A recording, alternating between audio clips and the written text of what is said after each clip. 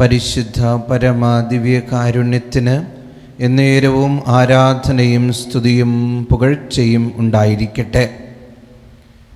ഈശോ കണ്ടുമുട്ടുന്നവരെ സ്വന്തമാക്കുന്ന ദൈവമാണ്. കണ്ടുമുട്ടുന്ന നിമിഷത്തിൽ തന്നെ തൻ്റെ മുന്നിൽ വരുന്ന വ്യക്തികളുടെ വേദനകൾ ഏറ്റെടുത്ത് മനസ്സ് വായിച്ചറിഞ്ഞ് സ്വന്തമാക്കുന്നൊരു ദൈവമാണ്, അല്ലേ?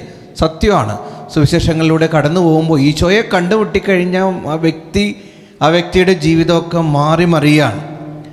യോഹന്നാൻ 8-ാം അധ്യായത്തിൽ പാപിനിയായ സ്ത്രീയെ കല്ലെറിയാനായിട്ട് എല്ലാവരും കൊണ്ടുവരും. പക്ഷെ കർത്താവിൻ്റെ മുന്നിൽ വന്നു കഴിയുമ്പോൾ കർത്താവ് അവളെ രക്ഷിക്കുകയാണ്. മത്തായി 8-ൽ കുഷ്ഠരോഗിയെ കർത്താവിൻ്റെ മുന്നിൽ വരികയാണ്. കർത്താവ് അവനെ സുഖപ്പെടുത്തുകയാണ്. രക്തസ്രാവക്കാരി സ്ത്രീ കർത്താവിനെ തൊടുകയാണ്. കർത്താവ് അവളെ സുഖപ്പെടുത്തുകയാണ്. അന്ധനെ കർത്താവ് സുഖപ്പെടുത്തുകയാണ്. ആരൊക്കെ കർത്താവിൻ്റെ മുന്നിൽ വന്ന് പെട്ടിട്ടുണ്ടോ അവർക്കൊക്കെ വലിയ വിടുതലും സന്തോഷവും സമാധാനവും ഒക്കെ ഈശോ തരാണ്. ഇന്ന് ഈ ദിവ്യകാരുണ്യ ആരാധനയിൽ നമ്മളായിരിക്കുമ്പോൾ നമ്മളെല്ലാവരും കർത്താവിൻ്റെ കൺമുമ്പിൽ വരാണ്.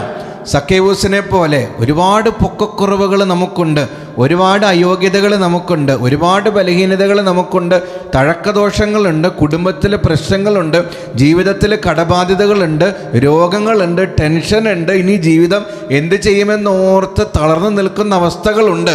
പക്ഷെ എന്തൊക്കെയാണെങ്കിലും ഞാൻ കർത്താവിനെ നോക്കി, കർത്താവ് എന്നെയും നോക്കി, അവനെ നോക്കിയാൽ ഞാൻ പ്രകാശിതനായി, എൻ്റെ ജീവിതം കർത്താവ് ഏറ്റെടുക്കും. ആ ഒരു ഉറപ്പ് നമ്മുടെ ഹൃദയത്തിലുണ്ടാകട്ടെ. കർത്താവ് നിന്നെ കാണുന്നു. നീ നിൻ്റെ ആന്തരിക നേത്രങ്ങൾ കൊണ്ട് കർത്താവിനെയും നോക്ക്. അവൻ്റെ ഹൃദയത്തിലേക്ക്, അവൻ്റെ തൃപ്പാദത്തിങ്കിലേക്ക് നിൻ്റെ പ്രാർത്ഥനകളും എല്ലാം സമർപ്പിക്ക്. നിൻ്റെ ജീവിതം തീർച്ചയായിട്ടും കർത്താവ് മാറ്റിയെടുക്കും. ഒരു അത്ഭുതമാക്കി മാറ്റും, ഒരു വിസ്മയമാക്കി മാറ്റും, ഒരു അനുഗ്രഹമാക്കി മാറ്റും. ഈശോ സർവ്വ അനുഗ്രഹങ്ങളും നിനക്കും നിൻ്റെ കുടുംബാംഗങ്ങൾക്കും നൽകി അനുഗ്രഹിക്കട്ടെ.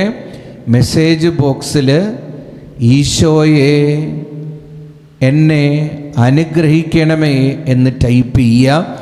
ദിവ്യകാരുണ്യനാഥൻ നിങ്ങളെ അനുഗ്രഹിക്കട്ടെ.